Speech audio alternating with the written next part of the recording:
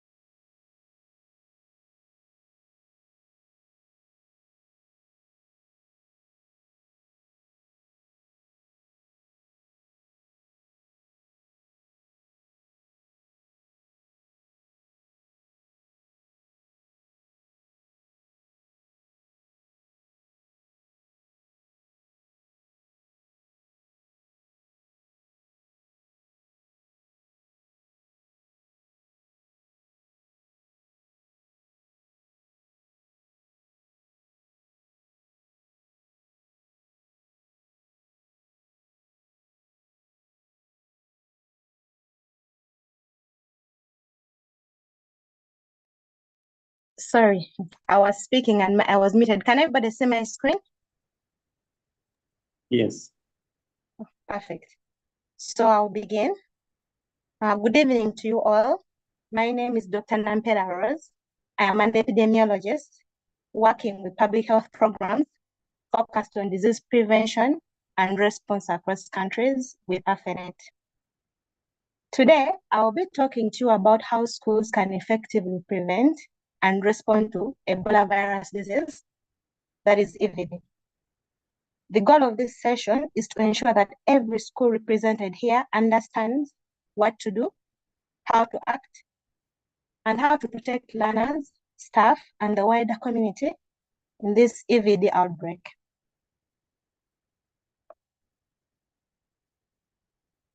Okay. So the presentation will flow. We shall have a brief introduction about EVD in schools. Then we shall talk about EVD, its signs and symptoms, prevention measures, roles and responsibilities for the different stakeholders in schools, how to approach when you have a suspect in a school, then school-specific measures, and then reporting and key messages.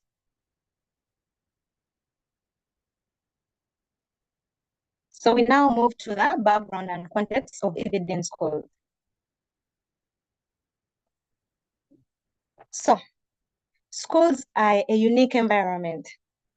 So schools bring together a large number of peoples, including staff, teachers, and learners, and even parents occasionally. And because of this, we have a high interaction between the different stakeholders in schools. And in many cases, of course, we have frequent contact, with different, and also a different sharing of materials that we know, the desks, the staff, the quarters and everything else. And sometimes we even have overcrowding. So these factors that we talked about increase the likelihood that if one infected person enters the school, transmission can rapidly occur. But at the same time, this makes schools key surveillance points. Hence, early identification of a suspected case in this setting can significantly reduce the risk of spread to the wider community, which is why there is need for strict hygiene and prevention measures that must be consistently applied in this outbreak.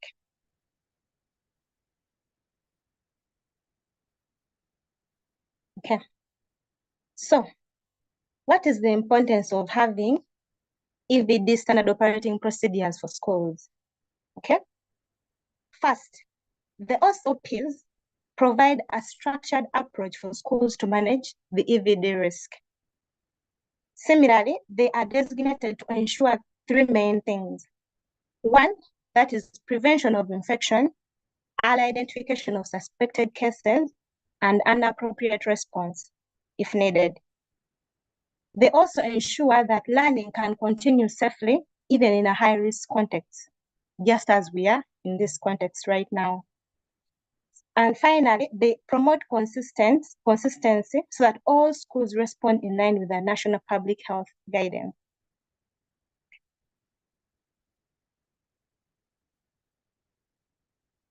So, similarly, these guidelines apply to all education settings from nursery school through all the way to higher institutions. So we recognize that schools differ in size, resources, and context. So they are designed to be flexible and adaptable.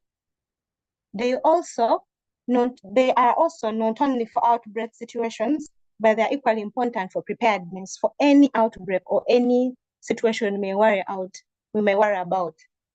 Okay, so this means that schools should already have these systems in place before even a case occurs.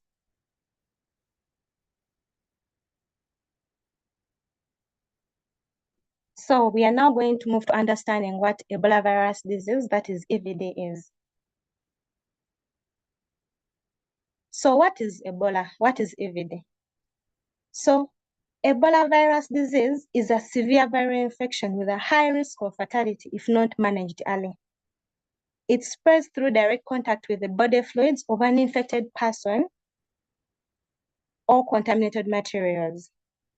In school environments, this risk is linked to close contact and inadequate hygiene practices. Although it is not an airborne disease like COVID-19, the level of exposure through fluids makes it highly dangerous. So understanding these transmission routes explains why these measures such as hygiene, isolation, and avoiding contact are very critical.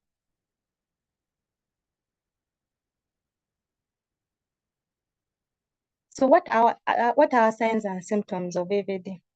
So EVD often starts similar to any common illnesses. That is, you'll have a fever, you'll have a fatigue, that's body weakness, you'll have a headache, you'll have muscle pain, you may have a sore throat, and any other symptoms of malaria, like the way you feel with any other common illness. However, as the disease progresses, more severe symptoms may occur, and that includes the vomiting, the diarrhea, and sometimes bleeding from different parts of the body, and of course, bruising, which is also an indication of bleeding. So because these symptoms are non-specific, school staff should not attempt diagnosis. The key action is to identify unusual illness patterns early, isolate the individual, and report immediately. Teachers play a particularly important role because of their daily interaction with learners. So we now move to the general preventive measures in schools, and infection prevention measures. So, environmental hygiene is a critical part of prevention. So talking about proper waste handling reduces the risk of contact with contaminated materials. Therefore, schools are required to ensure that waste bins are available, clearly designated, and clearly emptied. That means you go ahead and label the bins according to what you want to be dropped in. So if you are the nurse, for example, you'll have sharps. If you're in the compound, you'll have bins for waste products, and everything designed as it should be. Okay. Then after that, we talk about cleaning staff. Cleaning staff should be trained on safe cleaning practices. And routine cleaning of frequently touched surfaces, such as the desks, the door handles, is essential. If a suspected case is identified, enhanced cleaning must be carried out immediately. Okay. And of course, we don't forget the other services that children use, that is the toilets, the bathrooms, so they need to be properly cleaned to ensure that we do not have infections coming from the other contaminated waste products from the body.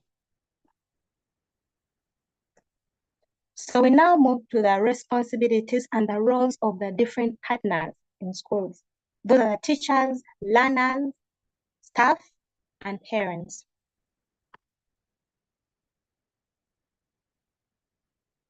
So, what are the responsibilities of the school administration? 1, school leadership is responsible for ensuring that all systems are in place. So all systems we're talking about. We've talked about cleaning, we've talked about ensuring cleaners are well taught, the bins are available. We have regular cleaning of the surfaces, and of course, the bins are available and well labeled. Okay. So in this case, the other systems include ensuring that we have a designated isolation area if you have a case, okay? Then, of course, ensuring you have availability of supplies, and of course, maintaining the communication with health authorities. That is, you report in case you have a suspect at all times. So also, administrators play a key role in sensitization, ensuring that staff and learners understand the risks and preventive measures for EVD in a language that learners, depending on the level that they are, can actually understand and also be able to adopt the preventive measures. So their leadership ensures that responses are timely, coordinated, and of course, effective.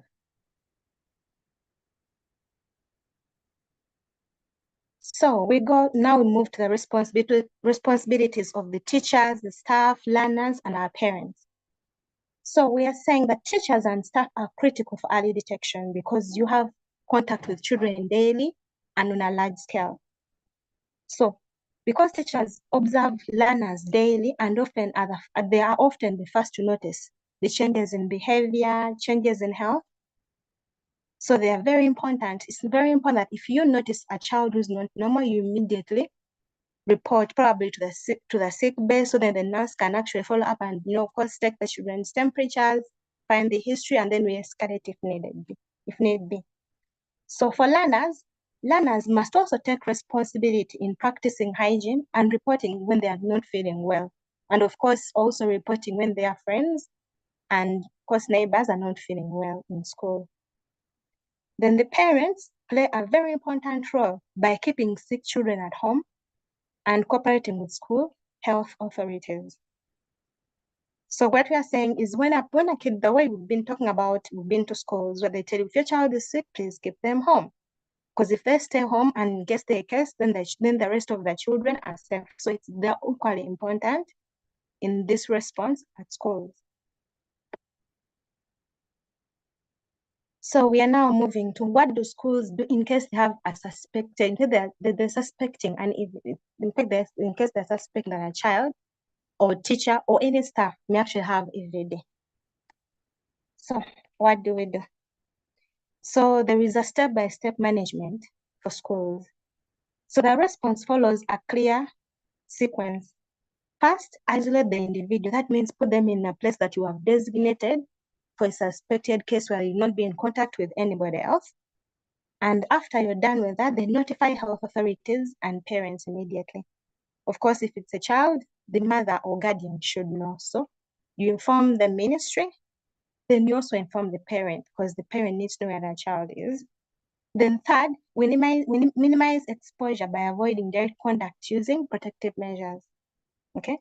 For example, of course, a child will not sit under the tent hungry or stuff. So you can give them food, but don't come in contact with them. So you may wear gloves.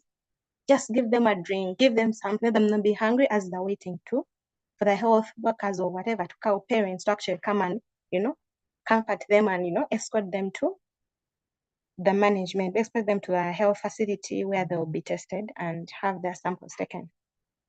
Then after that, we say movement should be restricted. So this person who is in isolation should be kept there. So if they're going to the toilet, you escort them, they urinate or whatever, come back, sit, of course, and afterwards, of course, we clean where they come from, because even as we said, all contaminated fluids can actually be a source of infection. Then finally, all infected areas must be cleaned and disinfected. So that means if they vomited, you find out of cleaning it up. Wherever they were sitting, we shall have to sanitize. Of course, we know there is a whole protocol of disinfecting where we have jig, and of course that is when the health workers come in and they'll do proper disinfection. Then it is also important to note that schools do not manage Ebola cases. They identify and refer them to health professionals. So all these steps are about just containing somebody in a space where they will not spread the infection, but they'll also be safe and actually not feel, isolated. However, they're not in contact with other people. They're just reducing the transmission risk by keeping someone alone, but also catered for, but isolated. So then we talk about what are the guidelines for other school activities and the other special settings. Sorry. So risk does not only exist in classrooms. So risk can be in boarding school facilities. Remember, they're in a place, they're sharing, the same facilities, they are sleeping together. So but the risk is also in boarding facilities where they're sleeping and of course sharing and, using facilities together, transport systems, dining areas. So all of this also all of this is present opportunities for transmission in case you have a suspected case within the school population. So measures such as reducing crowding, maintaining hygiene, monitoring health of children are important in these settings. So what we are saying is if you're in boarding school and a child is not feeling well, as we talked about, they have those symptoms, please let them report, let's have them tested, okay? And of course, as we talk about cleanliness, as we said, Ebola can move through saliva, through urine, through, all fluids of all sorts. So we make sure you maintain that hygiene. And also, of course, you do monitoring checkups. So for example, we have matron. So a matron should be able to identify the child is not feeling well, then refer to the nurse for proper management. Of course, as the nurse also looks for the symptoms and symptoms that may identify this child being maybe an EVD suspected case. So at the end of the day, we have that this basically, when we look at all of this highlights the need for a whole school approach to prevention. So we don't just look at every other environment within the school as a way of actually preventing and safeguarding our staff, our children, and our teachers and administration. So we now move to reporting.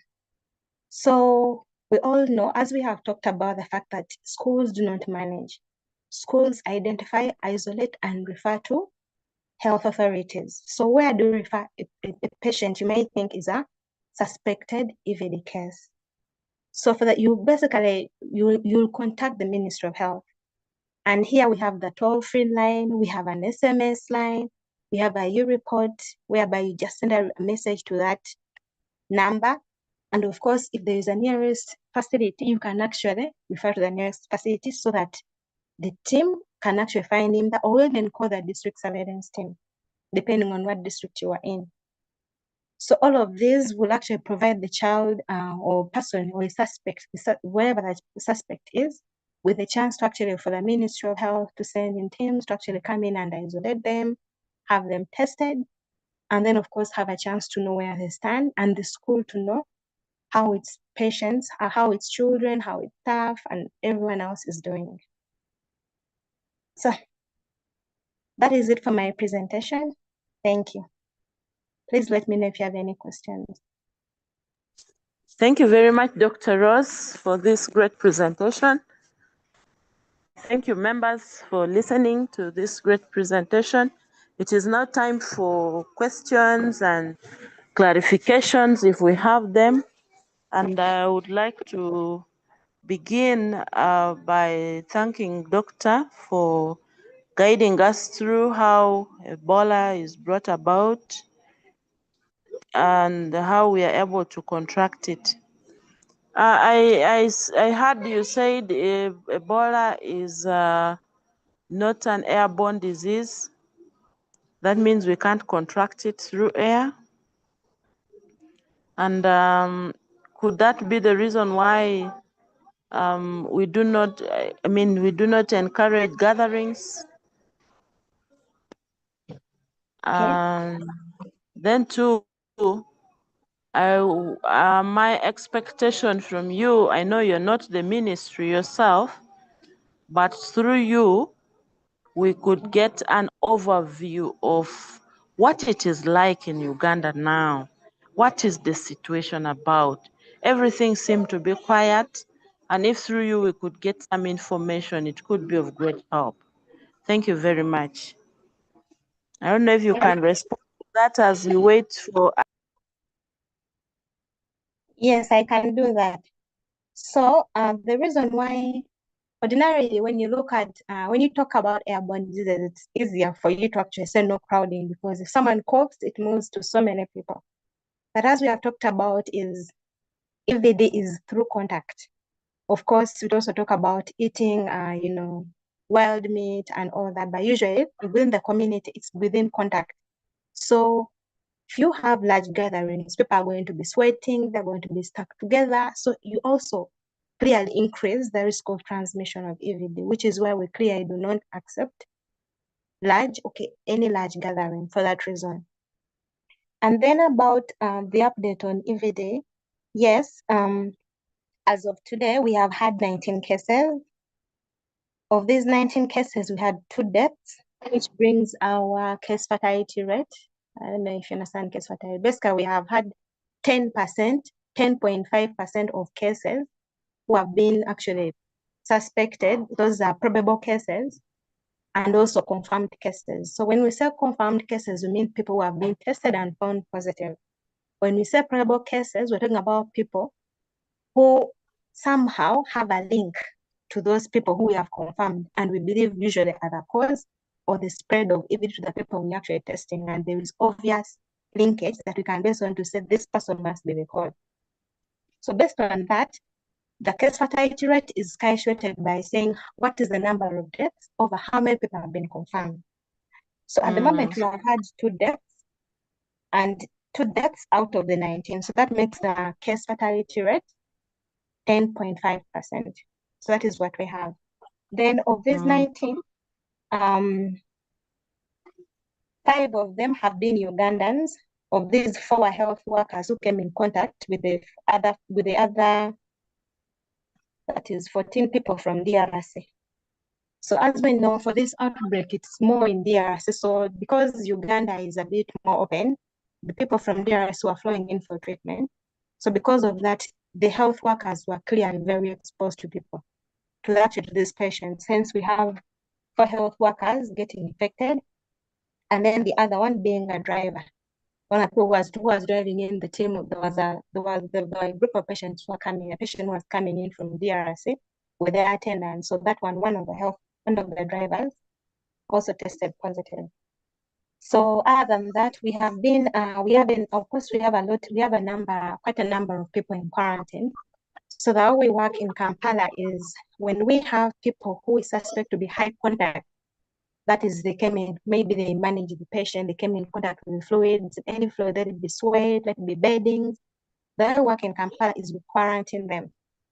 And those who we suspect maybe may have maybe knocked on a bed or maybe shared in the environment, those ones we leave them at home. So as of yesterday, we had 133 people sitting in quarantine. And we had about 260 people who are still in home. Basically, they are being monitored at home because they were low-risk contacts. But however, even despite this, when we keep people in quarantine, we leave them in there in case of, as we say, for Ebola, you're not infectious until you develop symptoms, which is why we keep them for 21 days, knowing that Ebola, the incubation period of Ebola is 21 days. That means from the time you are exposed to 21 days, if you don't develop any symptoms, then you're good to go. But until 21 days, you can develop symptoms at any time.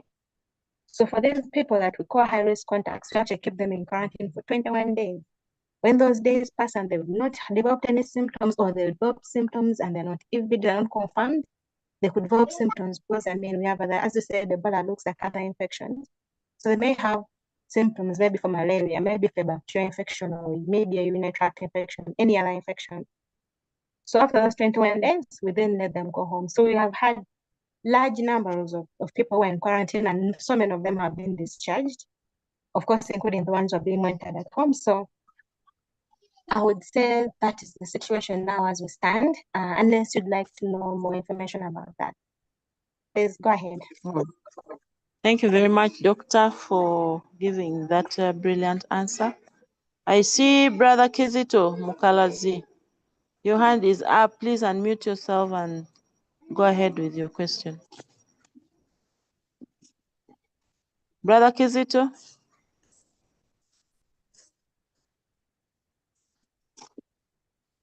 So as Brother Kizito prepares to come, Doctor, I am so happy about the information I'm receiving. The 19 people has been a constant number in the country.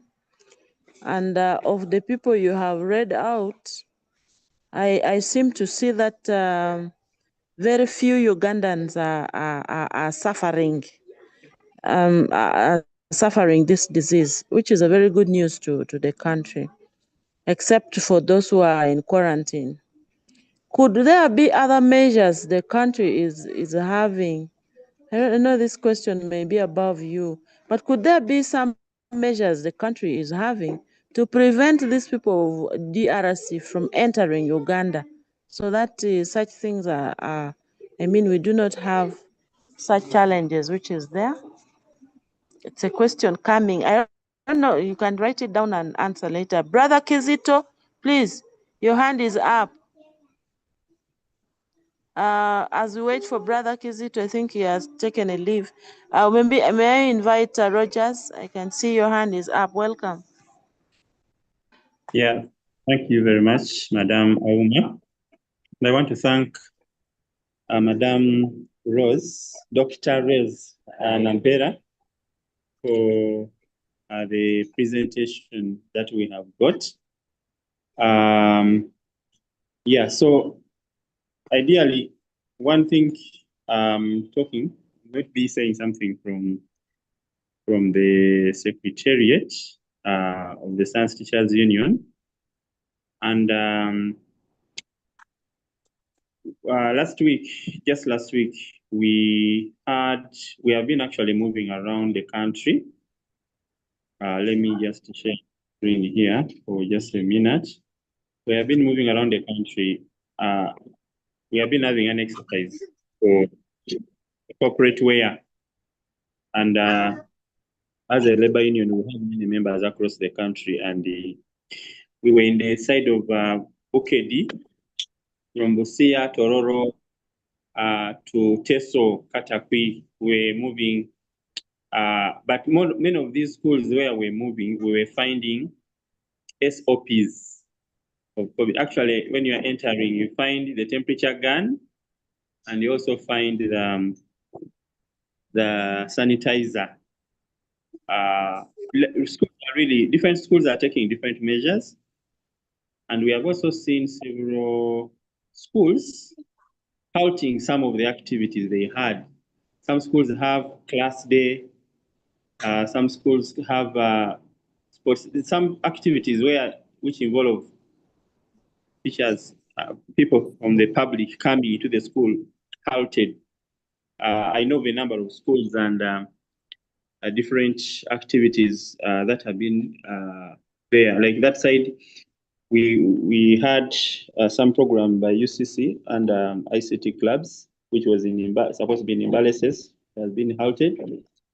But other schools are continuing with these activities, but in a controlled way and in a cautious manner.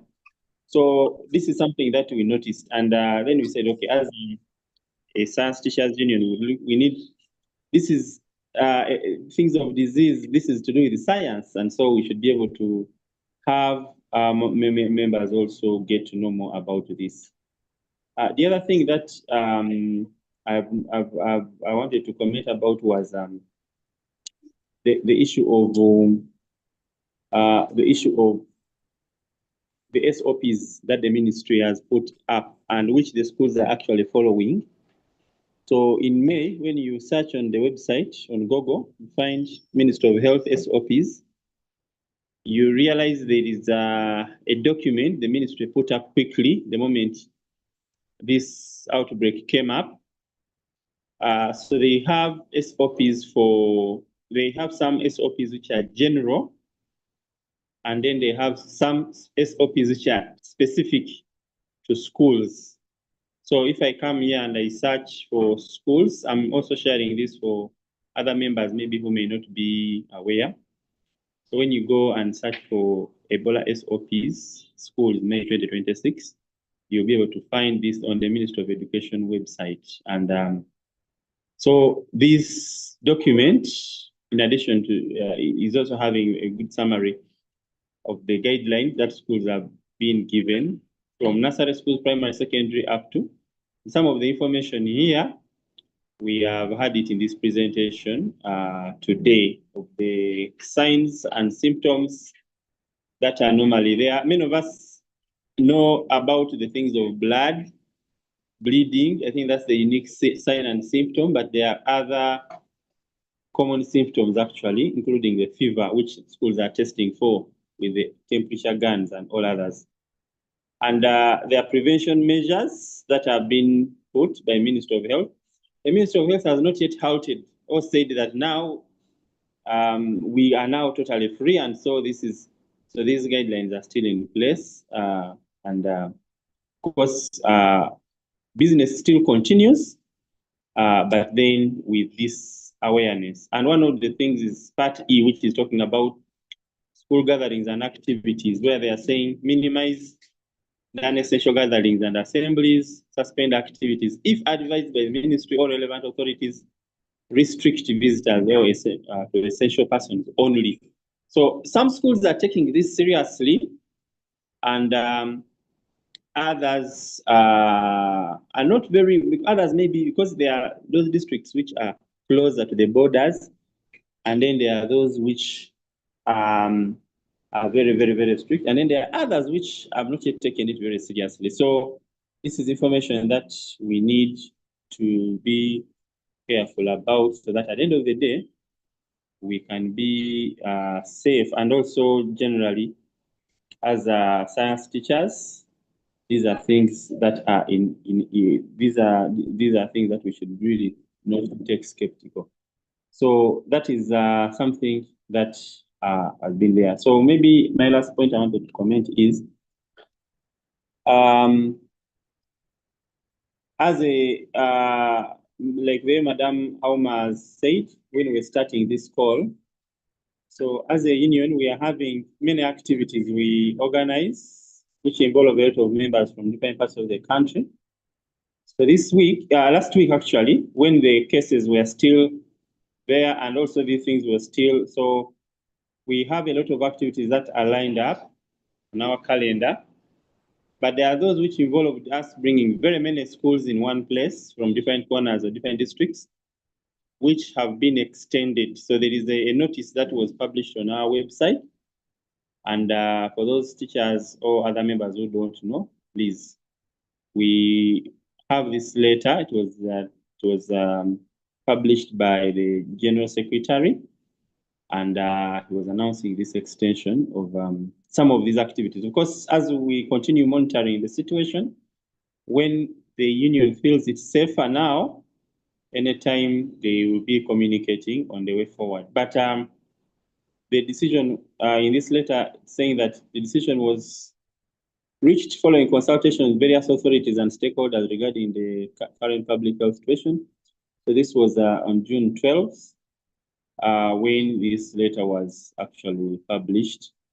And as a responsible professional organization committed to safety, well-being, and protection of learners, teachers, and all participants, it was prudent to temporarily suspend those activities. But of course, we could say the threat is not very big and all that, which is okay. In case we think and we are ready to proceed, the union will come up and guide on the way forward on these activities as they have just been extended. Yeah, so I want to hand over back to, that's what we really wanted to share on the side of information available and the context of this particular session. So I want to thank you very much. I was also checking out Madam Nampera, your profile online, and I saw you have handled you have been part of other responses from the COVID pandemic, even the current response that is happening with Ebola. So we want to thank you very much for being with us. And that's what I wanted to share. Madam Auma, over to you. Thank you very much. Thank you very much, Rogers, for the additional information that you've given to us. I can see Jacob's hand up. Jacob, unmute yourself and talk to us. We have lost Brother Kizito. Please, if you're still listening to us, come back. Yes, Jacob, welcome. Thank you very much. Am I loud and clear? Yes, please. I thank Doctor for our presentation. Now I'm talking as at the capacity of the health master at the school level. We have prepared for SoPs for Ebola, but our concern now is the contacts. Suppose we now get Ebola accidentally in our schools. We don't have the PPE protection for teachers. What does the doctor have to say? Because we are now at the risk. We are in the front line. My team at the school level at the front line. Now, if the Ebola reach us, how well shall we as a team be protected? Because we are now at the risk level. What has government to say about that for us? That's my question. Thank you very much, Jacob. For now, I hand you over to Doctor. Doctor, welcome to give your response. Thank you, Betty. So I'll begin with the first question where we asked what are the other measures for prevention to prevent reinfection or to prevent reimportation of more EVD cases in Uganda. So one of the things that has been done is all airlines have been prohibited from actually flying in anybody who has been in DRC for the last 21 days. So no one who has been in DRC is actually within the last 21 days is flowing in by air. So now Entebbe airport is covered. Then for the other borders, you know how we have the whole, southwest to the West Nile region, or we have a huge border with the DRC Congo where actually the outbreak is ongoing. So there we have a team of epidemiologists, team on the ground of screening people, like we have people who are doing contact tracing, we have police, they've deployed the army to actually, guard those borders. We understand they are porous borders, but they've actually deployed lots of people, the police, the army, we have people who actually regularly, screening people. And those, of course, so make sure actually no one from DRC crosses over. Unless, of course, we have people who are, for example, Ugandan citizens who you cannot, of course, work in DRC. So for those who actually come in because they're Ugandans and Nigerians, so of course you can't deny them access to their home. So for those ones, usually they are put under quarantine for 21 days. So they are, and those basically they are monitored in their homes or wherever they go. Basically they track where they are, and they're monitored for 21 days to in case you have to make sure in case any of them develop symptoms, they're actually taken for treatment and of course isolated. So these are people literally when you reach your home, they're literally locked into their homes to make sure in case of anything, they actually don't spread the infection to other people. So that's what is being done to the borders, given that those who came in early, now we have now contained that. So we're just making sure, doing surveillance across the whole border to make sure we don't have more imported cases coming in from DRC. Then about the question from Mr. Chizito, who was asking about what do them as headmasters or head teachers do if they come in contact with an EVD case, given that they don't have PPEs. So ultimately, we understand, we tell you isolate. So the best part is to know, hello, you're having a temperature. Oh, sorry, anything else? Okay. So you basically just direct them to go and have a seat. Usually isolated areas are not like beds. They're small, you have a specific seat where someone can sit. But in case, of course, someone is very ill, maybe they are vomiting, maybe they are unable to, usually we suggest that actually at least you have a few pairs of PPE. You know, that involves the gown, the long gloves, the basic PPE, and of course an apron. So in case you find such a person who, of course, when someone begins to say, well, as we progress, you have the vomitings, you have the diarrhea coming in, the bleeding. Though one thing to note is this outbreak of Ebola Bundibujo, as I said, I didn't tell you, there's so many subtypes of Ebola. So the current one that we have in Mwende, last time we had EVD, the Sudan variant. Now we have Ebola Bundibujo. So one thing that we've noticed with the Ebola Bundibujo is people don't actually usually progress to the bleeding. So which is why you realize no one really focuses on the bleeding. Usually the worst symptoms are about diarrhea, the vomiting. Usually they stop there. We haven't really seen any cases going all the way to bleeding. So of course, as you know, there may be one or two, but we haven't really seen any cases bleeding. So this tells that actually, if you wait for bleeding, you may actually have already contacted the disease because you think there's no bleeding. You'd actually end up being exposed. So we are saying right now, focus. Of course, if someone now begins vomiting, of course you're worried. As I was saying here, you should focus on buying a few PPEs for the nurse or whoever will be, in close contact in case you identify somebody, whoever is actually going to go and, direct this person, maybe hold them to support them to that seat as they call ministry to come in. Of course, as they call in health workers to come in, just those few sets that the first person can work with, so to make sure they don't come into, direct contact with the patient. That would be grateful. That would be really, really nice. Given, of course, the government can't afford to buy these things for schools, but at least if you have a few sets, and replace them as need be, because we don't really expect many cases, given, of course, usually kids. Of course, if there's a boarding section, it is highly unlikely. I mean, we're going 21 days since school began, which means probably less likely for us to end up to see boarding school children being infected. However, we have kids who are coming in from day school who come in close contact with people who may be, contacts or anything because they're within the general population. So yeah, but just as I say, just buy those few sets. So for the initial, response as health workers in the ministry comes in. Thank you. And Okay. Mr. So you can let me know if that is okay with you. Okay. Thank you very much. Go ahead, Jacob.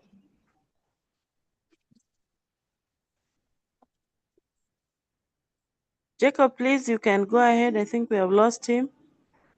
I can see someone here in the chat. Hello. Yes, Hello? please, welcome back. Go ahead. My concern is we are now in the line of duty, and some of these PPE the school cannot afford. I don't know if there was a plan for the ministry to cater for that for schools for PPE. Okay, Hello? before she answers that, there is another concern here in the chat. Doctor, one other concern is how to isolate and manage stigma. Please tell us something on this. How do we manage stigma? It may be a very long one, but I know briefly you could just say something about it. Thank you. Back to you, Thank Doctor. you. Thank you, Betty. So about the plan for the ministry to purchase, PPEs for schools, that is highly unlikely. Just like, when the budget is read, no one anticipates outbreaks. So I can officially let you know that even the ministry itself is actually asking partners to come in and help because it doesn't actually have money. So we are having more organizations coming in, FNET, and WHO, MSF, other organizations coming actually to support ministry with funds, with human resource, with, equipment, with, the PPEs, the drugs they're using. So literally ministry doesn't have money. So no, the ministry will not be buying you anything. Maybe the other thing, if your school is attached to maybe a government facility, because I'm sure since COVID-19, the government buys some PPEs, they could give you some. However, be careful with PPE. PPE is something that can actually increase the risk of infection. So literally, if a person to use PPE, we need to teach what they call donning and doffing. Donning is where you wear, so you have so many steps you use. And then doffing so the biggest issue is when it comes to removing, which is the doffing. Because there's a possibility, of course, you should wear 2 hand sets of gloves. So there's a probability of you touching yourself after touching, fluids. So down the point, it gets the fact that having PPE doesn't mean you're safe. You must be properly trained on how to use the PPEs. Joseph, do you want to come in, or let me first respond to the other one? Joseph, let Joseph come in first and I can continue. Joseph, go ahead. Thank you, Dr. Rose. And just an introduction. My name is Joseph Magola. I also work with AFENET with Dr. Rose as an epidemiologist. So I just wanted to come in still on the issue of the PPEs to inform our colleagues that some of these are actually quite expensive. And you see that even in countries that are having Ebola cases, they continue to have shortages of the PPEs that are required to manage the cases. So the focus for us as people who work in schools and with students should be more on the prevention aspects.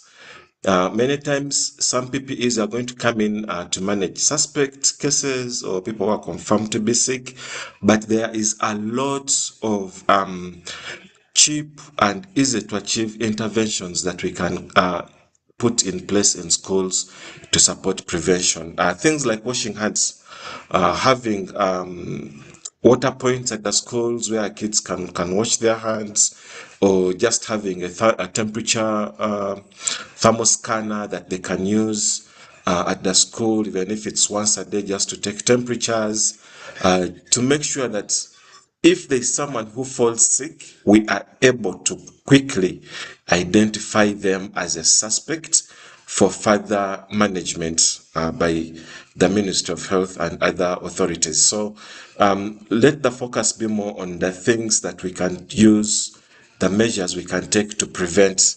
I think those are low-lying fruits and things that are easily attainable within the population of a school. Thank you. So, Betty, if I can continue, based on what Joseph has said, sorry. Please, go ahead. Yes, so when you talk about temperatures, of course, we are saying let's take temperatures for children as they come into school. Those in boarding schools, we have matrons. So if you give a matron a temperature gun, they can actually check the temperatures of children every morning when they wake up. So there are lots of those points where you can actually get them, as they come in, as they wake up in what. Of course, I know most schools have already set up, washing points. I know sanitizer is a bit expensive. At least we can put soap and water. And of course, when we talk about water, we mean the, washing facilities where kids don't have to touch, where, you just tap, you step on, and then water comes. That is also helpful. Yes. So, Betty, do you have anything else to add? I think I don't have. I only would like to. I am seeing no hand raised up. I would request you now to give your concluding remarks. We had not discussed one more question from people where they talked about how do you manage stigma? So Oh, I can give it one sentence literally. So we please, all please. know that these diseases cause a lot of stigma, be it in the community, be at schools, be even within the teachers themselves, because you'd be worried if a child was sick. At the end of the day, everybody's worried about their life. So ultimately, how do you manage? It's more of you inform. You know how people, the more information people know, the better it is. Okay? So if you told children what it means to have EVD, what it is, what the risk factors are, it makes it easier to relate with the person who is sick. And also, if you tell them that once 21 days hit, even people who are contacts are now, are negative. If someone, for example, you had a child in school who actually tested positive, and then they are released, because of course we will ordinarily we treat them until they test negative. Okay? So if you are sure people actually now they were tested, they are negative, and children, teachers, everybody within the community has enough information, they'll be able to understand now that that person is safe and that they can go near them and they don't have to stigmatize them. So basically that is it for me for stigma in a nutshell. So to conclude, it was really nice, discussing EVD in schools. I understand that, given the different outbreaks we have had literally since 2020, when we had an outbreak in 2022, we had this year, we've had other outbreaks coming in from MPOX. So even as we look at EVD, there are other infectious things that come on. So of course, they usually come with the same, things, to watch out for, same issues of stigma, same issues of safety of children, our staff, our teachers. But of note to know is we need to focus on prevention, on how do we keep everybody safe, what are basic things that we can do. What are, of course, if you also inform parents, what is the responsibility of everybody in this outbreak? So if we can focus on those and of course carry out the basic preventive measures in schools, from desk cleaning to, surface cleaning, ensuring good hygiene, ensuring people wash their hands, checking temperatures, if we just do this, we can actually be able, to, capture cases when necessary and also be able to, prevent spread of infections in schools. Yes, that is it from me. Thank you. Oh, thank you very much, Dr. Rose, and your counterpart who came in, Joseph. We are very grateful for you helping us to understand about Ebola and keeping the SoPs.